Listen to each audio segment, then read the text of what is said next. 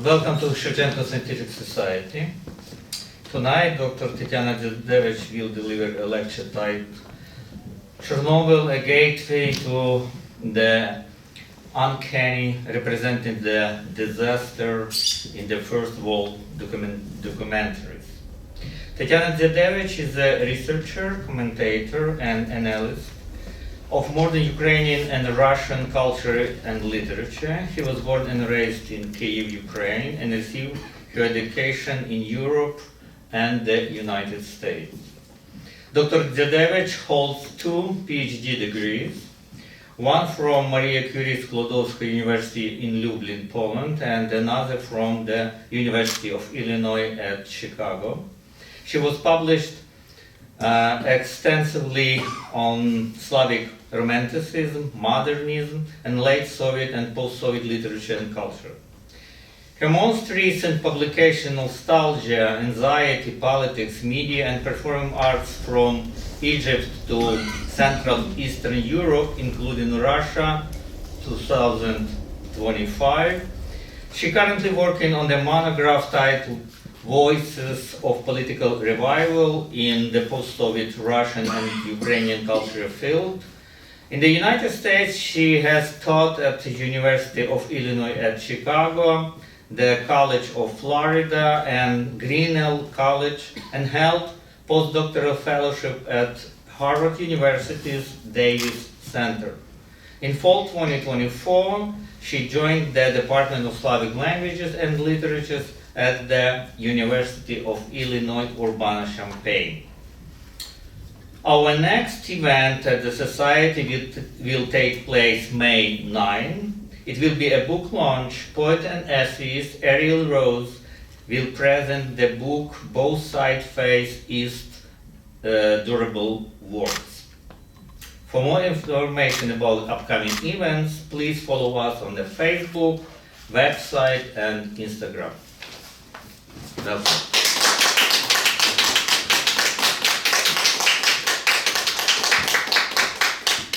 Thank you so much for having me here today, and what I will present today here is somehow my side project, which lives with me for 10 years. I started it as a conference presentation for ACES when I organized a panel dedicated to 30th anniversary of Chernobyl disaster. Then it developed in different ways, and twice I submitted proposals for 2 different publication projects, and twice I had bad luck to submitting on time because full-scale invasion the first time, and second time my family lost.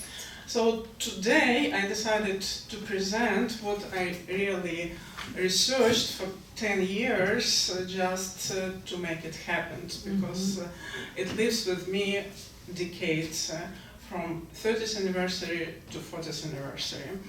And I believe that my approach can explain not only Chernobyl, but also our current events, especially on the global scale. I came to the academia when in Ukraine there was a set of researchers how people, the West, looked at Ukraine. And my professor of that time, Dzyadevych, published a monograph, Urbana-Champaign. But Ukraine in the eyes of the West, but he focused a lot on what was written about Ukraine in centuries ago. But for us, today it's really very important to understand how the world looked at Ukraine recently. And also my title is a little bit lame about First World documentaries. When I condensed my study to this presentation, I realized that I will talk mostly about American documentaries, so it could be in American documentaries When I did research, I also watched a lot of BBC production, Ireland production, because my linguistic abilities are not allowed me to watch what was done in Germany or in France. But still, I believe the tendency is there. So, what is here is epigraph to that text I created for publication, and here you see one citation from Lena Kostenko in translation of by William Blaker, and then a poem of James Fraser, and we will be back to this a little bit later. And also my comment that visuals, pictures, if they are not about documentaries, this sightseeing from my department chair who took a trip to Chernobyl in 2018, so I give credit to Professor David Cooper. The full-scale invasion of Ukraine has returned the Chernobyl catastrophe to the center of global political and cultural memory. When Russian troops crossed the Ukrainian border from the Belarusian side in February 2022 and occupied Chernobyl nuclear station, and when the Zaporizhzhia nuclear plant soon became another site of global anxiety, the nightmare of April 26, 1986 suddenly ceased to belong only to the past.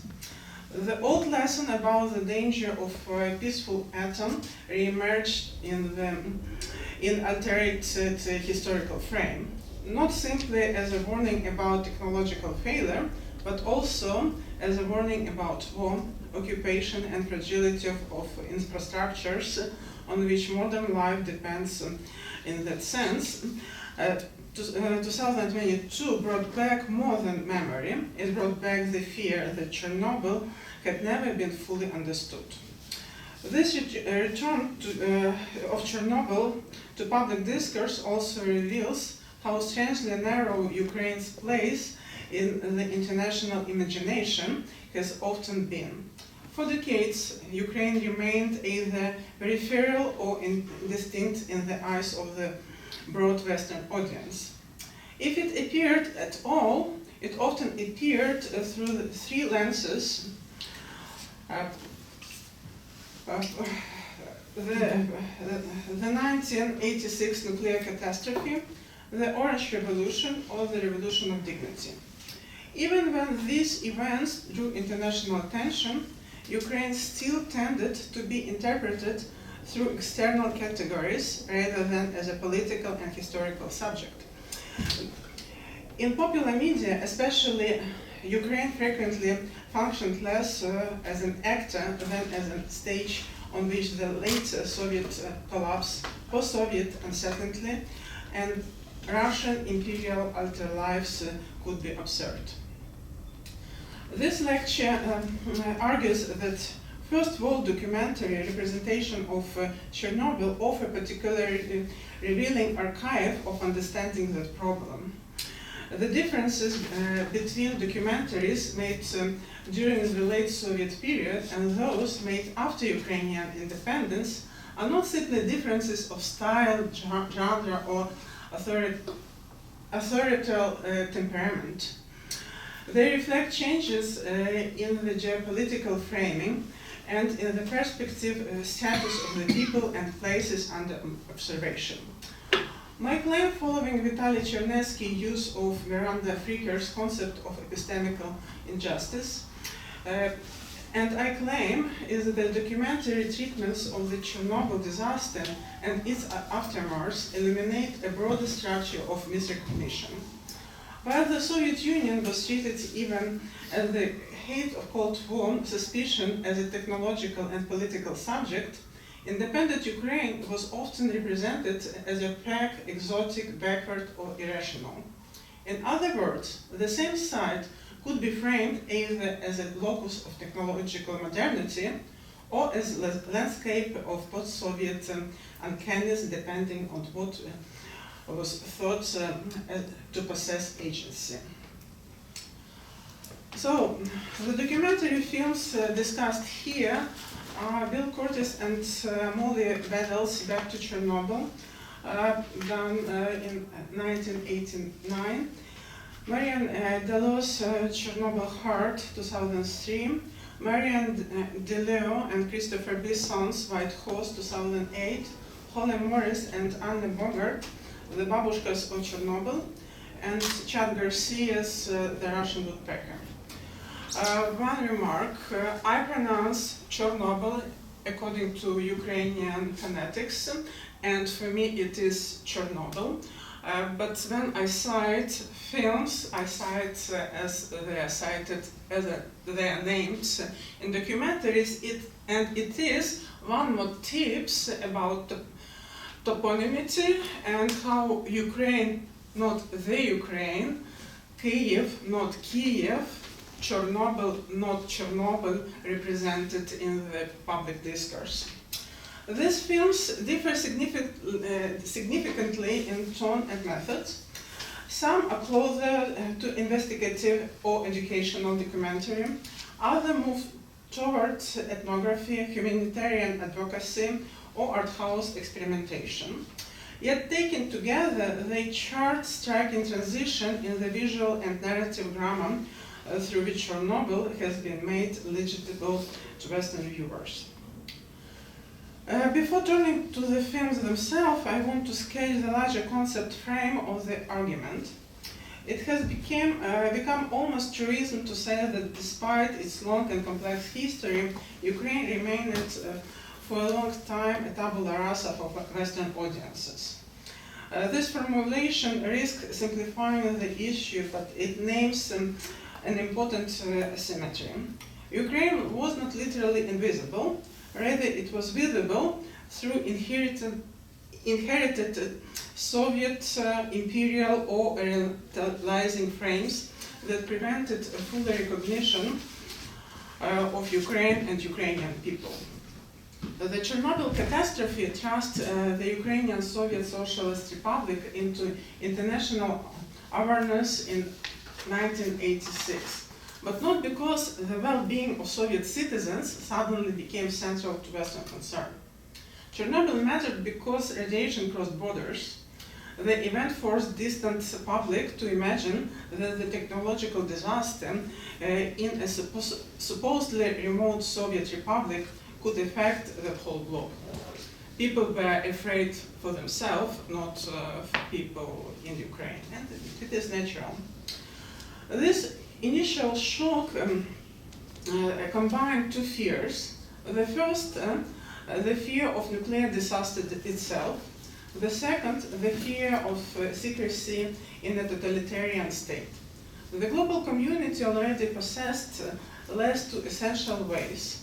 First, it was a catastrophe at a civilian nuclear plant that was supposed to produce peaceful energy.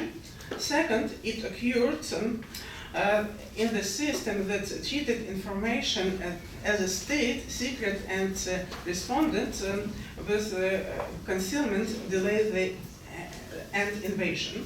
This combination was uniquely productive of anxiety, yet anxiety and the uncanny are not identical categories. It is important for my argument to keep them distinct. If we borrow Sigmund Freud's terminology from the uncanny, the category of the uncanny belongs to an aesthetic and affective registry in which attractions and fear coexist. The uncanny is not merely danger, it is the return of something once familiar in all altered, estranged, and disturbing. In the context of Chernobyl, the fear of nuclear contamination was rational and commensurate with real danger. To use John Kika's philosophical language about fear and reason, we can say that the Soviet Union as a military and ideological rival could also be feared in a structured and intelligible way. But when Western documentaries approach Chernobyl and Ukraine in the post-Soviet period, and different tendencies often emerged. Ukraine appeared as a place that was both near and far, European and not quite, technologically modern and yet somehow outside modernity. The result of the peculiarity unhelmish, Freud's term, representation, landscape of abandoned schools, poisoned forest, elderly returns, host of social futurity, and difficult to classify local subjects. The documentaries often aestheticize precisely that ambiguity. This matters because documentary, by convention, is not only supposed to move viewers emotionally, it is also a form of knowledge. It is also a form of knowledge production. Derek Paget's distinction between recording and reporting is useful here. One tradition of documentary assumes that facts and information are liberating in themselves and that a democratic audience can use them responsibly. The other tradition frames, interprets, and contextualizes, but in doing so necessarily imposes the angle of vision. Chernobyl is an extreme test for documentary because it combines catastrophe, science, secrecy, foreigners, and trauma. Under such conditions, the temptation to turn from explanation to mood, from technological complexity to spectacle, from local expertise to externally intelligible symbols becomes very strong. This is precisely where Fricker's notion of epistemic injustice becomes analytically powerful. Fricker distinguishes testimonial injustice in which speaker's credibility is reduced because of the prejudice from hermeneutic justice in which a gap in shared interpretative resources makes certain expertises difficult to understand or communicate. Chernobyl documentaries repeatedly stage both. Testimonial injustice appears when Ukrainian scientists, workers, or residents are ignored, distrusted, or replaced by external narrators to explain the disaster on their behalf. Hermeneutical injustice appears when filmmakers' conceptual frame cannot register Ukraine as a political subject with technological competence, historical continuity, and interpretative agency. Instead, local subjects become illustrations of suffering, nostalgia, peasant endurance, or post-Soviet eccentricity. The films not simply reflect these patterns, they also reproduce them. There is also an ethical dimension to this question that goes beyond representational fairness. Hans Jonas argued that technological age imposes new responsibilities upon knowledge because human power not affected to be a biosphere itself. In such context, ignorance is not merely an epistemic problem, it is ethical one. Knowledge lags behind the consequences of technological action, and this gap itself accrues moral importance. The Chernobyl disaster made this painfully clear. To represent such an event responsibly, a filmmaker must do more than seek compelling images.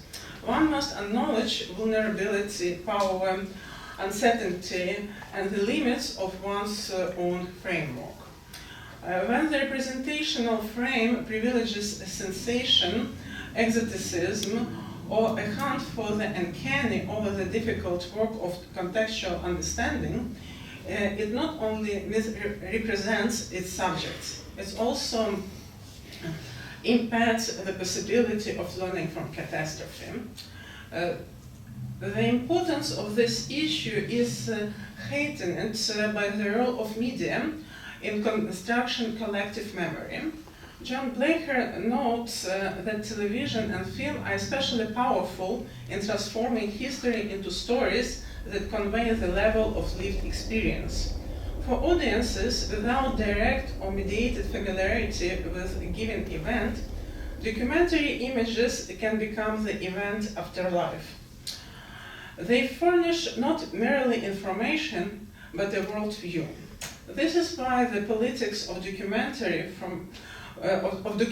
form matters so much as in the Chernobyl case. The camera decides what the disaster is about, whether it is about engineering, secrecy, human sacrifice, rural decoy, disability, nostalgia, conspiracy, ecology, old age, geopolitical transition, or some combination of these. None of these emphasis is innocent. Let us begin with Back to Chernobyl 1989, produced by WGBH Boston and associated with Bill Curtis and Molly Battle. This documentary was made only 3 years after the explosion, which means it still belongs to the late Soviet horizon and to the global discourse, nuclear modernity. The film asks a larger question, historical question from the start. Will Chernobyl be remembered as the end of the peaceful use of nuclear energy? Will Chernobyl be remembered as a Hiroshima of our time? Or will the disaster teach humanity lessons necessarily to bring nuclear power safely into the 21st century? This framing is important. It positions Chernobyl not as an exotic Soviet misfortune, but as a world historical technological crisis. The tone of the documentary is tightly constructive. The filmmakers visit the site, rely on archival footage from the first days of the explosion, and place their observations in conversation with recognized experts. Richard Wilson from Harvard appears prominently, but so do Soviet scientists such as Evgeny Velihov, Vice President of the Soviet Academy of Science, and Radislav Beladiet, Vice President of the Ukrainian Academy of Science. This plurality of expert voices matters. Even within Cold War conditions, the Soviet side is treated as scientifically intelligible. The film emphasizes the sophistication of the plant, the heroism of the workers and liquidators, and the unprecedented nature of the challenge. It acknowledges design flaws, ignored drills, the failure of procedure, but it doesn't convert those failures into generalized civilization caricature. Equally important is what kind of humanity the film allows the viewer to see. Human labor under extreme conditions is central to the narrative. Curtis underscores that where robots failed under intense radiation, people entered the site and worked. Firefighters, medical personnel, and the technical staff speak. The catastrophic circumstances are not sentimentalized into pure victimhood. Rather, the documentary frames action, sacrifice, and expertise as morally and historically significant.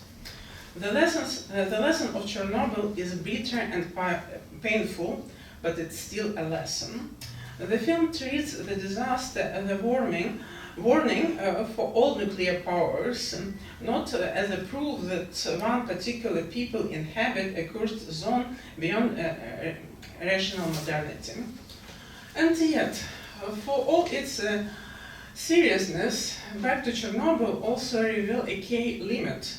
Ukraine is almost absent as political and cultural subject. The film speaks of the Soviets, Soviet authorities, Soviet science, and Soviet citizens. The fact that Chernobyl is located in Ukraine is acknowledged, but mostly as a geographical background. Ukraine appears briefly as the breadbasket of the USSR, not as a subject with its own scientific institutions, social worlds, and future claims to agency. Thus, the documentary offers respect, but the respect is addressed to the Soviet frame. The film's comparative fairness depends on the geopolitical weight of the USSR as a recognized actor. Independent Ukrainian subjectivity is not thinkable within this narrative logic. The shift after 1991 is visible in painfully clear ways. Marian DeLeo's Chernobyl Heart, 2003, made 17 years after the disaster and 12 years after Ukrainian independence. It represents one of the most influential humanitarian framing of Chernobyl. The film follows Eddie Roche, founder of Chernobyl Children International Organization in Cork, Ireland, and centers on the long-term medical effects of radiation exposure, especially among children. Its emotional force is undeniable. It insists that the consequences of the disaster did not end with the explosion or the liquidation. They continue in bodies, homes, hospitals, and fragile futures. At one level, this intervention matters. It reminds international viewers that the catastrophe had a long afterlife and many children required care. Yet, as soon as one compares the film back to Chernobyl, a dramatic narrative displacement becomes evident. The technological infrastructure of the disaster recedes. The discussion of state policy and long-term management becomes minimal. Local experts and administrators are marginal. Ukraine and Belarus blur together into undifferentiated landscape of contamination. The viewer encounters villages, hospitals, disabilities, tumors, and poverty, but not a differentiated post-Soviet political field in which people are struggling to cope with inherited infrastructural disaster under conditions of economic transformation. The ethics of representation in Chernobyl Heart are particularly troubling. The film uses close visual exposure of children with visible illness and deformation, often without the kind of dissecting and anonymization that would ordinarily be expected in ethically kosher documentary practice. Whatever the nobility of Eddie Roche's humanitarian mission, the camera's treatment of these children demands scrutiny. One has to ask whether equivalent images would have been shown so freely if the children were Irish, American, or British.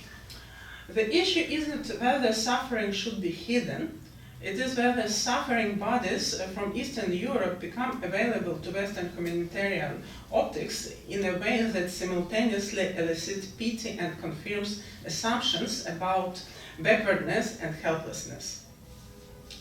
The commentary track reinforces this effect. Radiation appears as an invisible poison saturating soil, food, milk, and water. Rural populations are shown consuming contaminated products, and the narration sometimes implies that these people either do not understand the danger or persist irrationally in destructive habits. This produces a profoundly paternalistic frame. The local population appears not as a community negotiating impossible constraints, but as an object lesson in diminished life. In Erwin Hoffman's terms, one might say that the film risks reproducing stigma under the sign of compassion.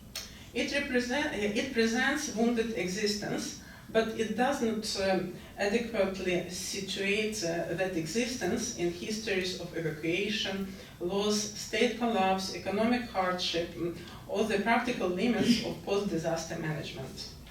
In this sense, Chernobyl Heart exemplifies both testimonial and hermeneutical injustice. Local knowledge is displaced by an external humanitarian narrator, and the interpretive framework available to the film cannot fully understand what it sees and expects as pathological aftermath. No one speaks of Ukrainian technological capacity, of the station staff, of scientific monitoring, of policy dilemmas, or of the inherited burdens of the Soviet system.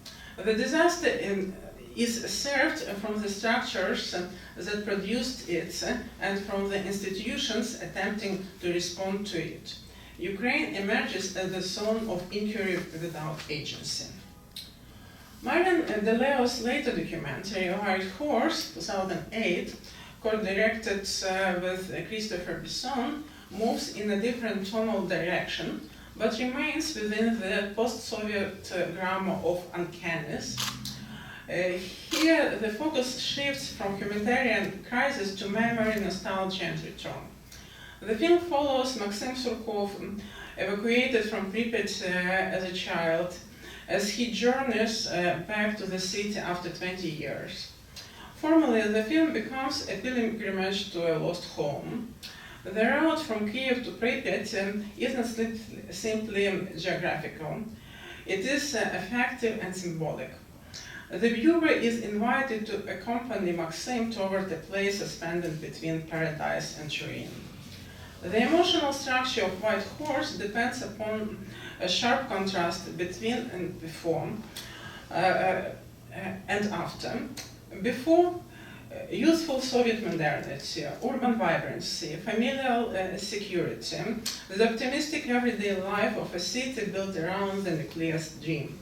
After, emptiness, silence, overgrowth, broken interiors, and impossibility of return. There is a genuine pathos here, and the sense of dispossession should not be dismissed.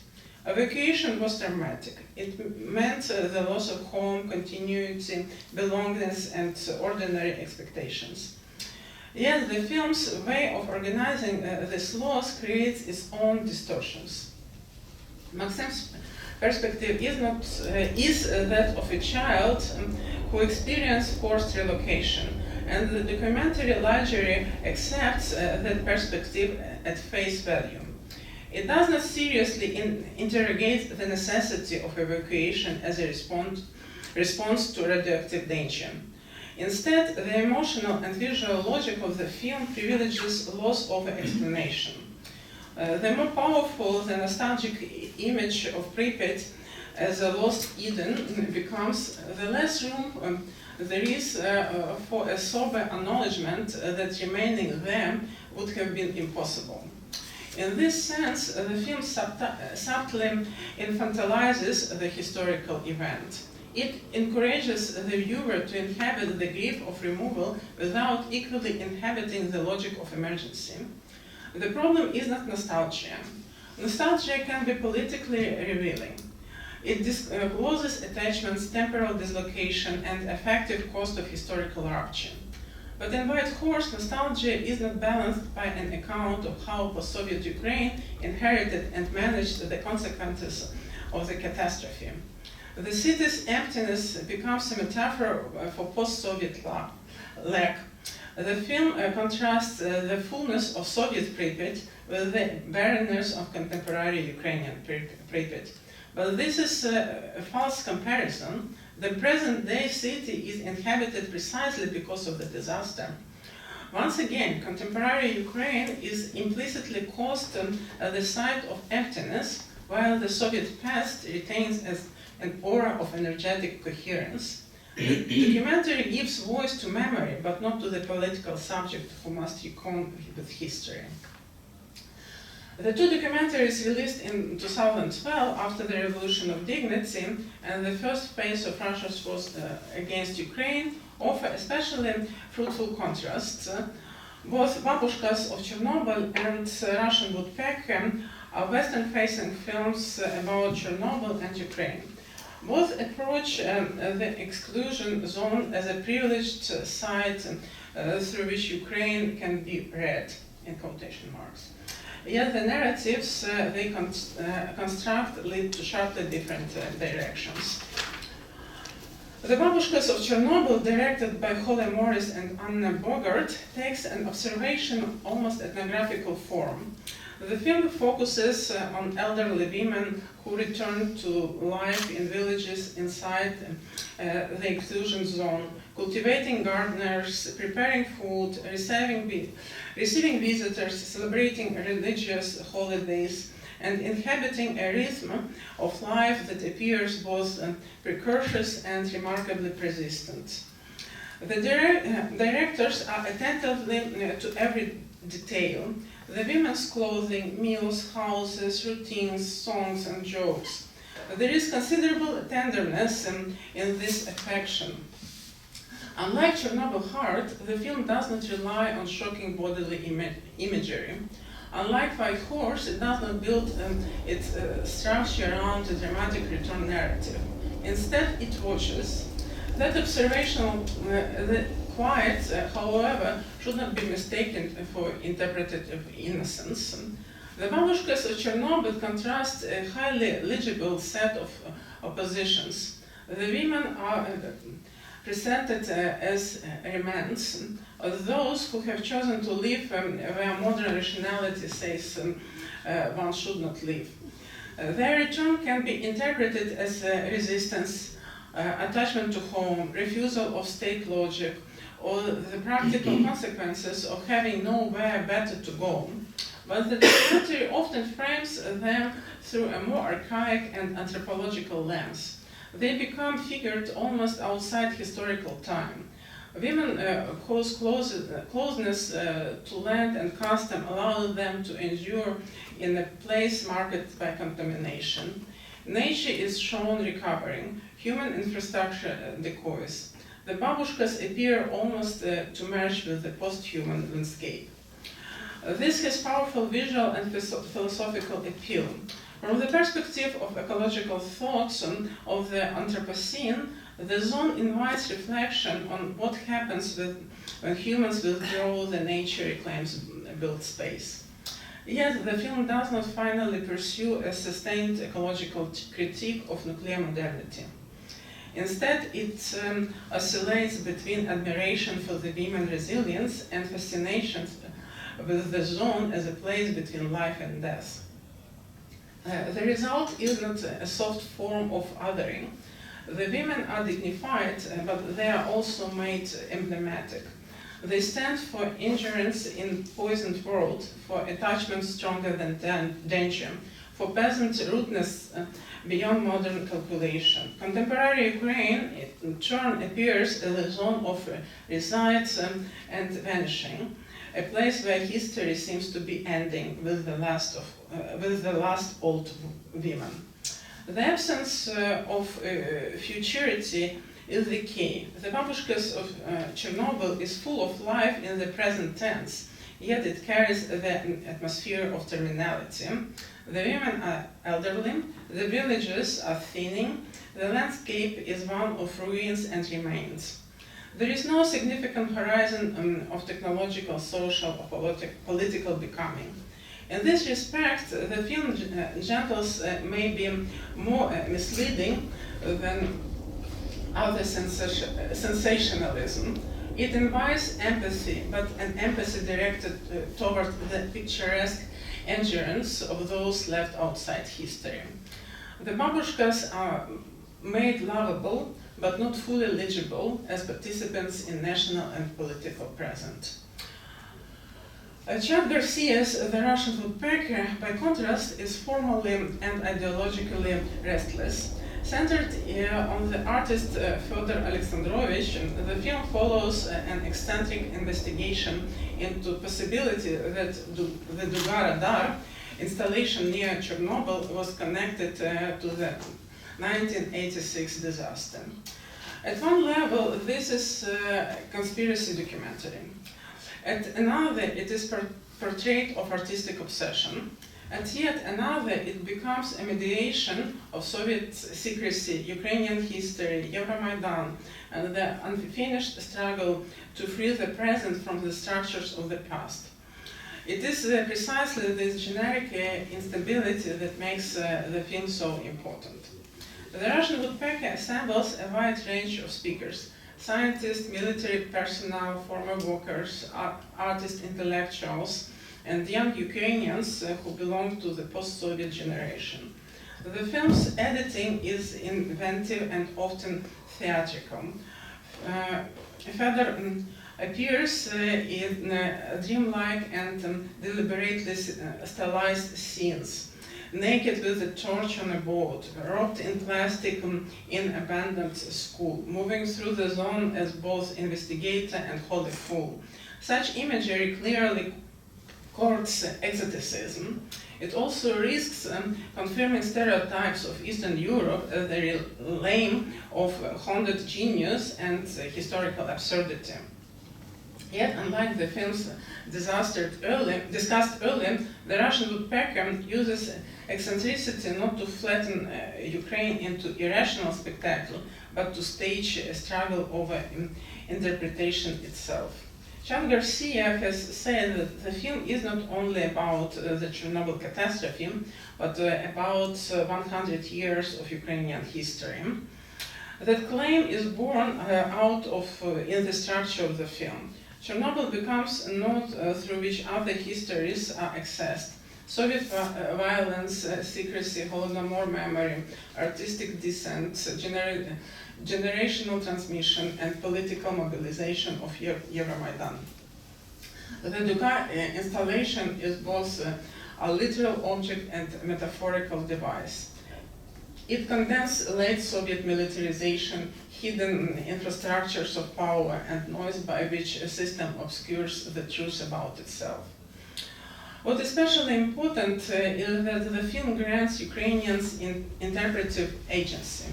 Fedor is not a passive victim, ethnographic curiosity, or merely picturesque survivor. He is excessive, erratic, and often improbable, but he is unquestionably a subject. He asks questions, drives the story, frames evidence, rereads history, and changes course when political events overtake private inquiry.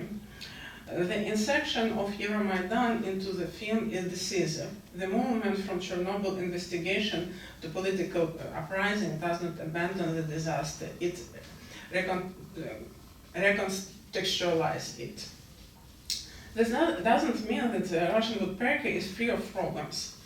Its artistic truth often outruns empirical caution. Its performative imagery may exoticize even at the reside's objectivization. It inhabits the unstable boundary between documentary, political essay, and art house allegory. But precisely because it does not knowingly, the film reveals the stakes of narrative form. George Wilson's work on cinematic point of view is useful here. Films not only present actions, they teach spectators how to perceive those actions by organizing the field of visibility and interpretative possibility. The Russian woodpecker invites the spectator to inhabit multiple ideological and historical points of view rather than reducing Ukraine to a single legible type. In that multiplicity lies its revealed ethical strength. At this point, it is helpful to step back and compare the films across several axes. The status of expertise, the use of local voices, the treatment of temporality, and implied political ontology of Ukraine. First, expertise.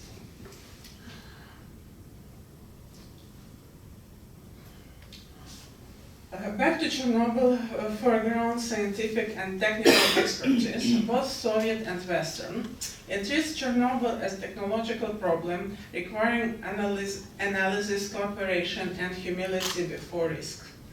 Chernobyl Heart largely displaces expertise with humanitarian witness.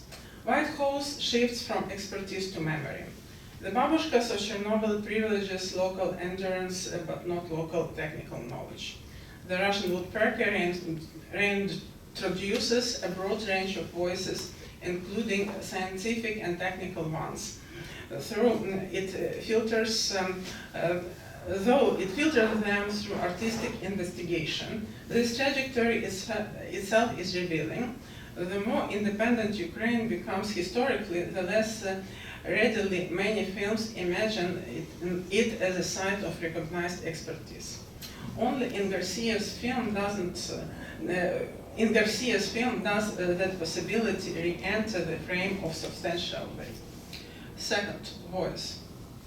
In Back to Chernobyl, Soviet voices carry authority through their still subsumed under Soviet rather than specifically Ukrainian identity. In Chernobyl Heart, the dominant narrative voice is humanitarian and external. Local people are seen and heard, but they do not shape the film epistemic frame. White Horse grants a local protagonist emotional certainty, but not analytical authority. The Babushkas of Chernobyl offers intimate access to its subjects, yet the larger interpretative frame remains external and anthropological. The Russian woodpecker, for all its stylizations, comes closest to allowing Ukrainian voices to generate the documentaries world. Third, temporality. Back to Chernobyl is future-oriented. It asks what humanity must learn. Chernobyl Heart is tapped into afterlife of domain. White Horse is governed by nostalgic return. The Babushkas of Chernobyl inhabits cyclical residual time. The Russian woodpecker reconnects memory to futurity, but linking past catastrophe to present uprising and generational inheritance. This is why it feels, despite its oddness, more politically alive than other post-Soviet films. Fourth, the most crucially political ontology. What kind of place is Ukraine in these documentaries? In the late Soviet film, it is a location inside a world power. In Chernobyl Heart, it becomes a humanitarian disaster zone. In White Horse, it becomes a melancholic ruin of lost socialist modernity. In the Babushkas of Chernobyl, it becomes a strange, almost anthropological borderland between decay and endurance. In the Russian woodpecker, it becomes a contested historical subject whose past and future are still open. There are radically different ontological assignments, and they illuminate how documentary form participates to broader international hierarchies of recognition. The larger stakes of this argument can be stated plainly. Misrepresentation is not merely offensive, it is consequential. When Ukraine is habitually framed as unknowledgeable, irrational, or picturesque rather than as a complex actor with scientific, political, and historical agency, the result is distorted international understanding. That distortion affects not only cultural perception but also practical judgment. If one does not adequately see the people managing disaster, maintaining infrastructure, perceiving archives, interpreting risk and contesting memory, then one also cannot adequately understand what resources exist for responding to catastrophe or for preventing future ones. This is why the question of epistemic injustice is not abstract moral add-on to media analysis. It belongs to the heart of how global publics perceive vulnerability and competence. Chernetsky, in invocation of epistemic injustice in relation to Ukraine, is therefore especially productive. The problem is not simply that Ukraine was ignored. It is that it was habitually known through frameworks that deny full credibility to its voices and full complexity to its history. Chernobyl provides the Western documentary imagination with a setting almost too convinced for such denial. A radioactive landscape, a collapsed empire, abandoned spaces, aging villages, disabled children, and ruins of modernity. But these consequences is precisely why it must be resisted. One could object that documentaries are not policy reports and should not be judged solely by the criteria of technical competence. That is true. Documentaries also art, advocacy, witness, and effectively experience. But the question is not whether documentaries should be poetic or emotionally powerful. The question is whether their poetics and emotional strategies enrich or impoverish understanding. Lena Kostenko's poetic lines about the banks of the Pripyat and James Fraser's verse on radiation are useful to recall here, not because poetry and documentary are identical, but because they dramatize the distinction. Poetry can be legitimately dwell in image, fear, atmosphere, and metaphor. Documentary, even when aesthetically ambitious, also enters the field of truth claims, if it invokes the authority of the real while relying on frames and displays context and agency. Then its aesthetic success may coincide with epistemic failure. This is where Jonas' ethics of responsibility returns with force. In a technological age, our power over nature and each other exists our productive knowledge. The scale of our actions demands commensurate knowledge, even though such knowledge is always incomplete. The production of public understanding about the technological catastrophe is therefore itself part of the ethical field. To represent Chernobyl as a mysterious but not intelligible, haunting but not historically situated, emotionally gripping but not politically grounded, is to fail not simply in the scholarship but in civic responsibility. At the same time, documentaries exempt here also reveal while the uncanny exerts such force. Chernobyl really is a place where categories of home and unhome, past and future, life and contamination, habitation and abandonment collapse into each other. The exclusion zone invites projection. It attracts tourists, artists, anthropologists, journalists, stalkers, and theorists because it seems to materialize modernity is represented in underside. The abandoned classrooms and apartment blocks, the encroaching forest, the persistent radiation, the stories of return and non-return, all of this lends itself to symbolic overdetermination. The knowledge that temptation is not surrounded to it. Rather, it is recognized by disciplined interpretation matters. The films I have discussed can therefore be read not only as documents about Chernobyl, but also as documents about the Western gaze after the Cold War. Back to Chernobyl still sees a rivals superpower and common technology's future. Chernobyl hearts sees humanitarian suffering that solicits pity more easily than understanding. White Horse sees the melancholic ruins of lost socialist paradise. The babushkas of Chernobyl sees under endurance in a poisoned pastoral. The Russian woodpecker sees haunted by active polity struggling to make history under conditions of secrecy, memory, and war.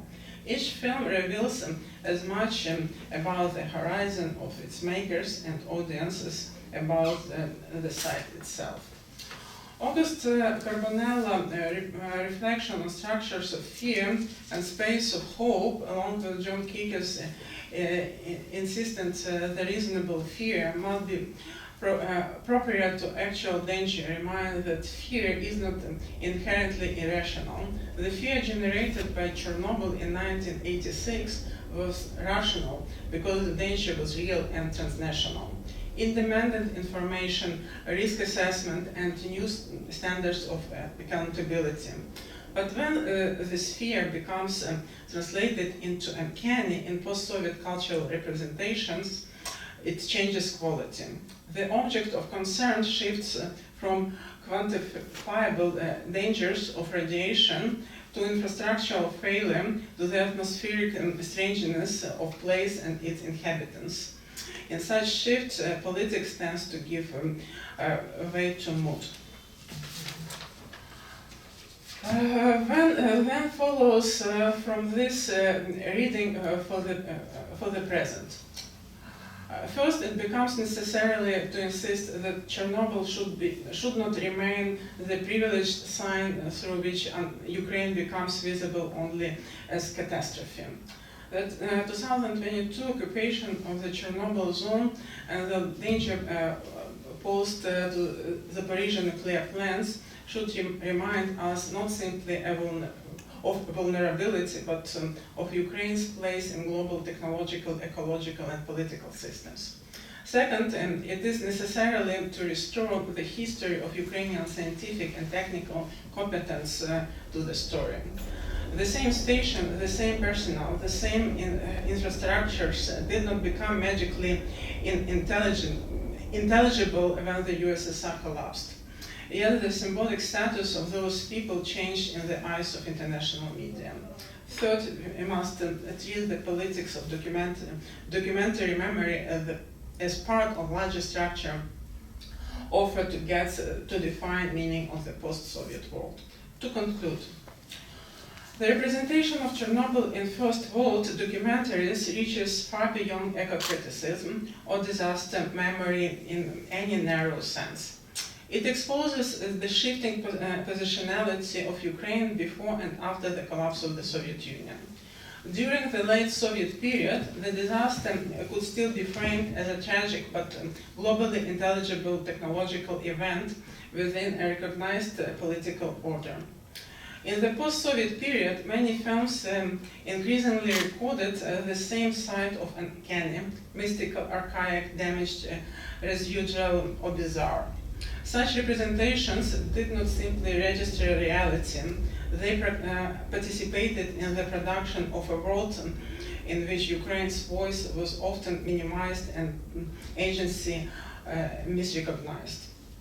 And yet, these films also show another path is possible. When documentary grants interpretive agency to Ukrainian subjects, situates Chernobyl in a broader historical and political context, the story becomes much more richer, different, and it gives Ukraine an agency. Thank you so much.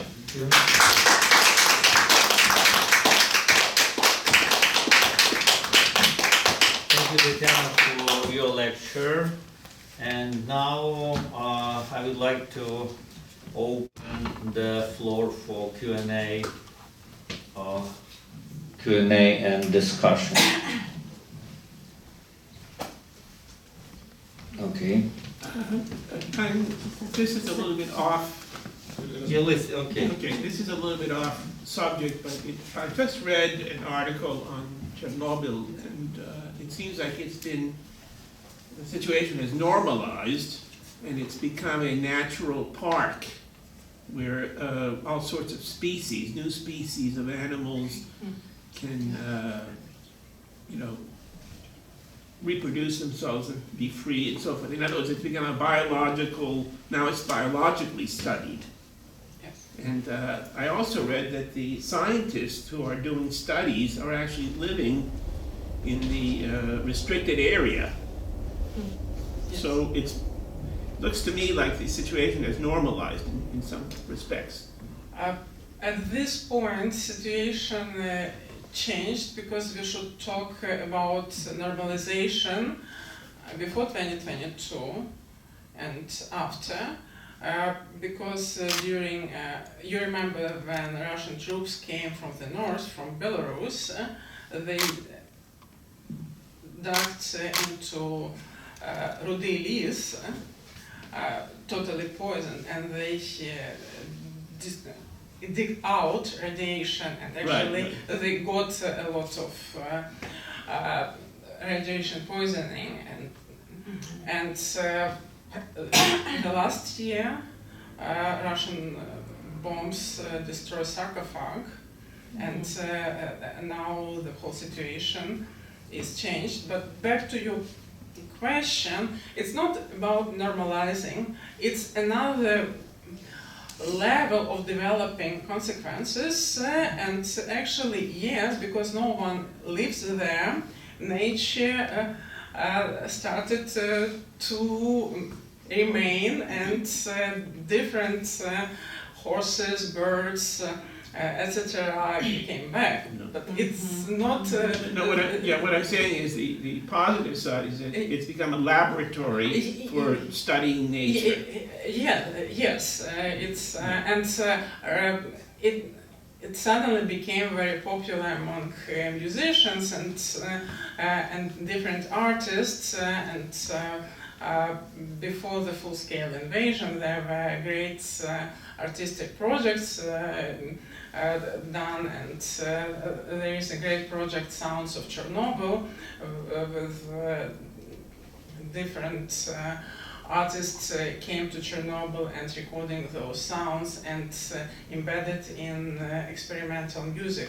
Yeah, it has a great potential, but it's not the main point of what I wanted to deliver. It's another story, it's another study. And the last week, Hromadske television in Ukraine made a great program about popularity of Chernobyl among contemporary musicians. And yes, in a way, it has own life. Thank you. I have one. First of all, I love your presentation, and I hope, don't give up. It must, I do hope that you publish this as a book someday, because you've helped me when I think of documentary films, I think the danger is you think you're just seeing the truth and facts. And what you've helped me see is how much, what I see through your talk, especially the 5 films, the thing that I'm thinking about now as I leave here is these basic categories of, say, synecdoche and personification of Ukraine as a political subject over these 5 films. I was thinking about Soviet Ukraine and how it's portrayed through experts, scientists, people, right, workers who are presumably mostly men, male experts. That is the human frame, the personification, right, of this event is through that type of human, right? And then we have, you know, the post-Soviet aftermath, children. My question to you, can that be done well ethically? That is, if the filmmaker is interested in children in that area, right, that kind of disaster is infantilized in a very literal way, right, through kids who have no agency, who are now also children who have been damaged and diseased by that. Then you have the youth, right, the single returned youth, and then babushki, as you say, old women, and then finally at the end, the artist, the creator, right? That's the most complex film, and I really want to see that one. So I guess my question is, have you thought of that as Ukraine is personified through these different, very specific human lenses in historical time, and what you make of that? Actually, with this Chernobyl heart, I was really devastated because we can talk about children, we can blur them, we don't need to show a huge tumor which appeared, right. And we don't need to make comments that you see there is radiation and they still live here, and approach could be totally different. Even if we want to talk about this catastrophe, we don't need to orientalize it. And with that film, I did a special study on standards in documentary or in depicting children, and it would be a huge scandal. And when I made my slides, I intentionally just show you a cover and did not make any screenshots because I would be sided with those filmmakers showing exactly. For me, actually I started not from back to Chernobyl, but my research, I started it from BBC documentary done in 1987. It just slipped away here when I tried to put together. My point is that when it was the Soviet Union and Soviet science was recognized, we had totally different narrative. Oh, yeah.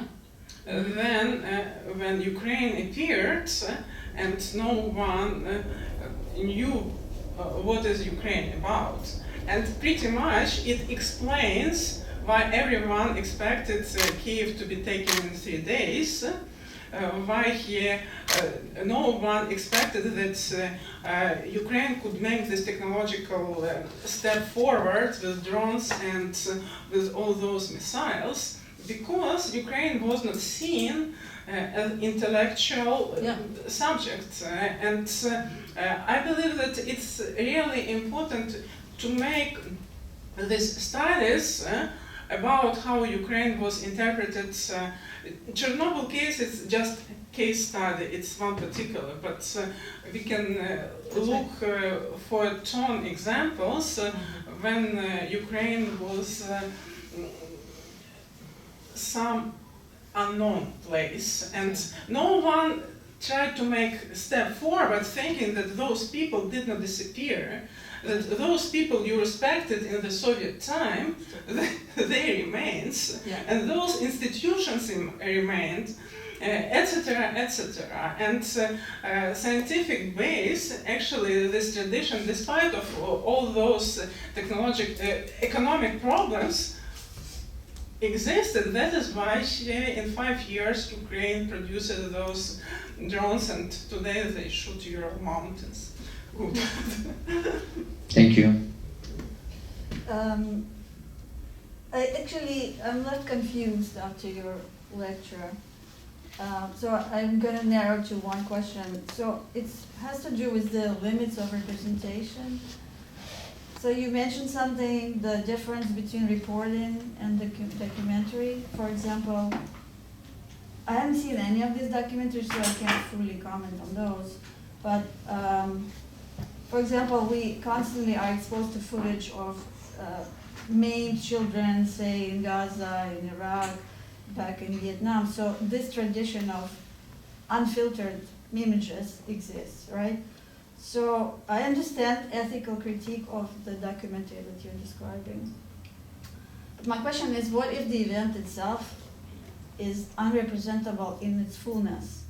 Because all these critiques, all these films, they seem to address a very specific lens, which to me doesn't necessarily say that they will willfully simplify Ukraine, Like, yes, I understand that critique, but I'm thinking, what if it's simply an event like Chernobyl's disaster is so multifold that it would be impossible for one form to achieve that? So I was wondering what you can comment on your idea of the limits of the form.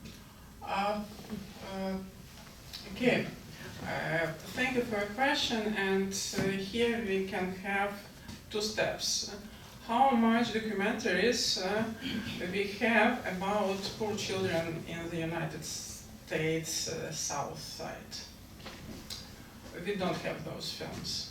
And people live in very difficult, harsh conditions. How many films we saw about disaster after those horrific events in New Orleans, when New Orleans was washed out and alligators were marching through streets. And we don't focus on those conditions. But when we have children in exotic places like Palestine, Vietnam, we allow ourselves to look into details. And for me, it's important just to emphasize that we feed our anxiety for and our need to fear something, but it's better to be on those sides which are far away, which are exotic, which are not ours. Because with ours disasters, we feel uncomfortable. And I bring these examples from my grad school when I did concentration in gender and women studies, and women who took the same class, they spoke from the side of New Orleans, Alabama people, Mississippi, so we had a bunch of voices, and I started to think, yes, what is allowed to be depicted outside of the US is not allowed to be depicted inside, and the same story about thresholds in Ireland or other first world, coming back to my title, first world countries, and we are sensational. We watch those events and we feed our not rational thoughts. We feed our emotions, and we need more and more emotions, more and more disasters, and we feel comfortable because it's not about us, it's not about our everyday life. So, to be back to the question about films of Chernobyl, I would like those films equally talk to people who really work hard, to medical doctors, to engineers, to those people who built that sarcophag, to those people who walked on terrain and actually did everything possible to stop radiation, to normalize radiation, to save Europe from all those things, and to give voices to local specialists. And yes, we have those sick children, but to talk to medical doctors, what should be done to help those children, and actually don't patronize them, don't patronize people who, yes, they live in those contaminated regions because they have nowhere to go. Thank you. So it could be a long discussion. Yeah, okay, thank you. Thank you again. Thank you everyone for coming.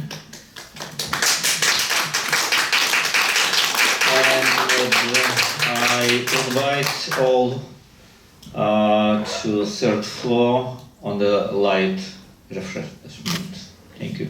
Thank you for having me here. Thank you.